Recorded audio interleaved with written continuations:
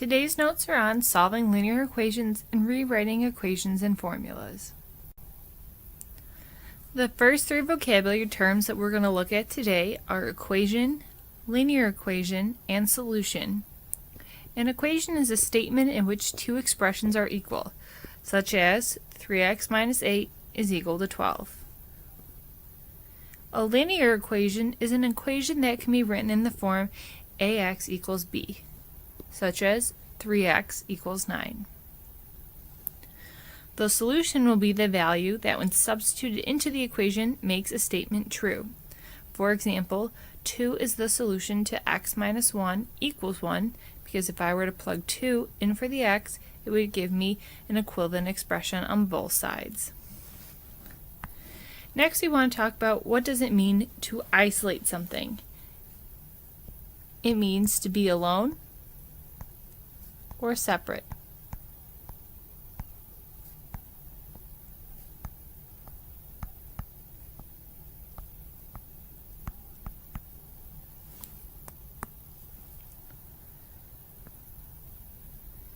Next, we're going to look at some examples where we're solving the equation for a single variable. So for the first example, we're trying to solve 4x. We need to keep in mind that when you're solving an equation, you always want to add or subtract,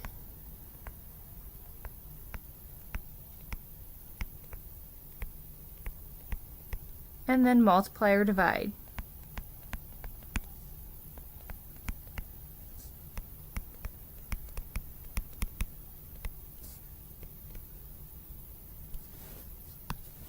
So we're going to start off by trying to get rid of the 8, which means we are going to subtract it from both sides, leaving us with 2 over 9x is equal to 8. If you're trying to isolate a variable that's being multiplied by a fraction, such as 2 over 9, if you want to get rid of that fraction, you can multiply both sides by the reciprocal, which in this case would be 9 over 2. So I can multiply both sides by 9 over 2. On the left side, the 9's and the 2's will cancel out, leaving us with x. On the right side, 8 times 9 over 2 gives us 36. And that is the solution to our equation. For the second example, we need to start by distributing the terms out front to both terms inside the parentheses, remembering that when you distribute the 4, you're also distributing the negative. Go ahead and finish this example for class tomorrow.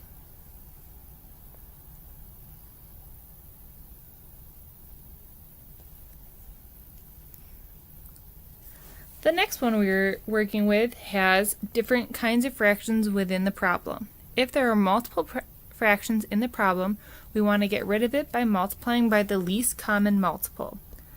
The least common multiple is going to be the number that all three numbers multiply into. So in this case, our least common multiple will be 30, because it is the lowest number that 3, 5, and 10 all multiply into. So we're going to take the entire equation and we're going to multiply everything by 30. 2/3 x times 30 gives us 20x. 30 times 1/5 gives us 6. 30 times 2x gives us 60x. And lastly, 30 times 3 over 10 gives us 9. And because of the negative there, we're subtracting 9. The next thing I want to do is move all the variables to one side and the non-variable terms to the other.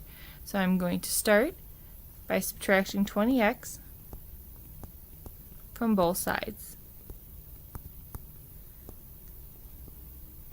This will leave me with 6 is equal to 40x minus 9. Next, I'm going to add 9 to both sides to get 15 is equal to 40x.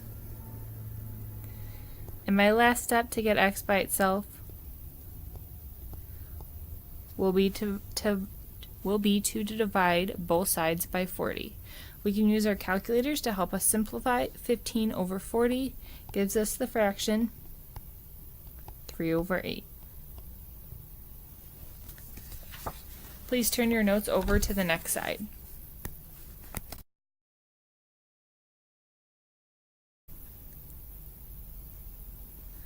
Next, we are going to work on rewriting equations and formulas.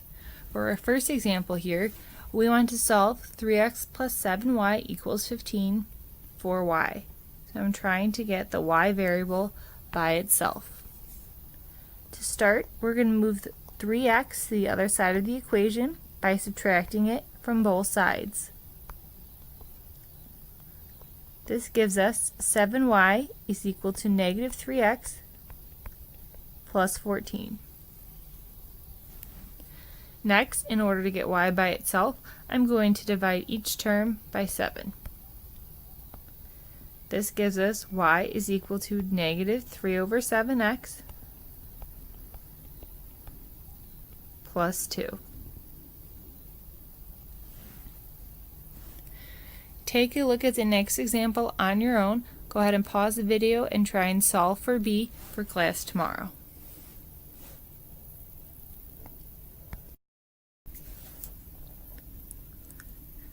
The 9 formulas on your notes are formulas that you will need to be able to use, but not formulas that you are expected to memorize. Again, you will not need to memorize these formulas for a test or quiz. If you are needed to use them, they will be given to you as part of the problem. We are going to use the formulas for the examples below, starting by using the circumference formula to solve for r. So I'm going to copy down the circumference formula, and I'm trying to solve for r, so I need to get rid of 2 pi. Because 2 pi is being multiplied by r, I'm going to move it to the other side using division. We end up with c over 2 pi is equal to r. Make sure that you have paused the video already if you did not do so, and copy down all of the formulas. We are going to use them again for the next example. This time we're going to be solving for the perimeter of a rectangle.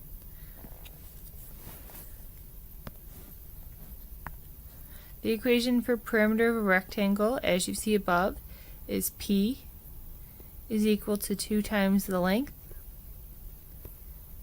plus 2 times the width. And I'm trying to solve the equation for W.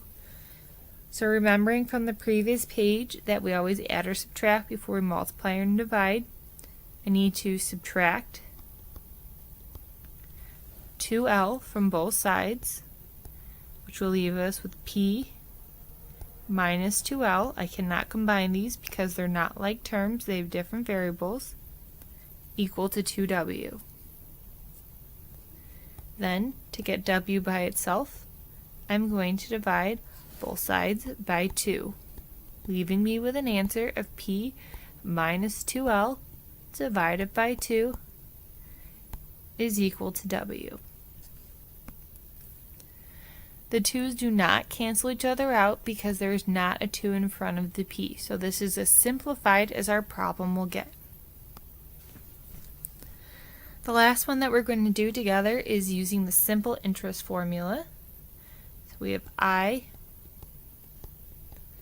is equal to P times R times T, and we're trying to get T by itself. Because P and R are being multiplied by T, in order to isolate T, I need to divide P and R from both sides of the equation. You'll be left with I over P times R is equal to T. Please try the last 2 examples on your own for class tomorrow.